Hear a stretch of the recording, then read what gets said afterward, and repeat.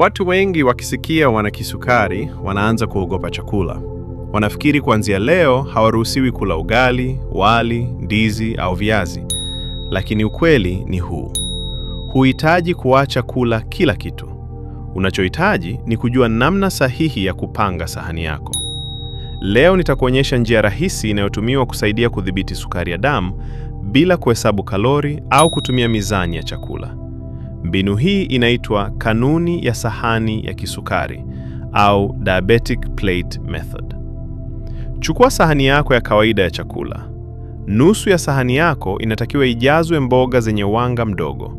Hapa unaweza kutumia mchicha, matembele, sukuma wiki, kabichi, matango, bamia au kisamvu. Mboga hizi zina nyuzi nyingi sana au fiber. Fiber husaidia sukari kuingia taratibu kwenye damu badala ya kupanda haraka. Pia hukusaidia kushiba vizuri bila kuongeza sukari nyingi mwilini. Sasa kwenye nusu iliyobaki ya sahani, gawanya mara mbili. Robo ya kwanza iwe na protini zenye afya.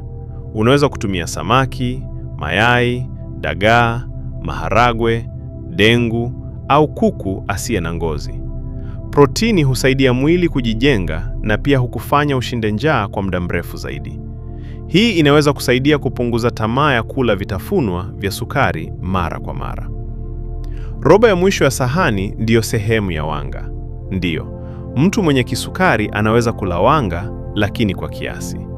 Hapa unaweza kuweka ugali wa dona, viazi vitamu, ndizi za kuchemsha, ulezi, mtama au wali wa brown.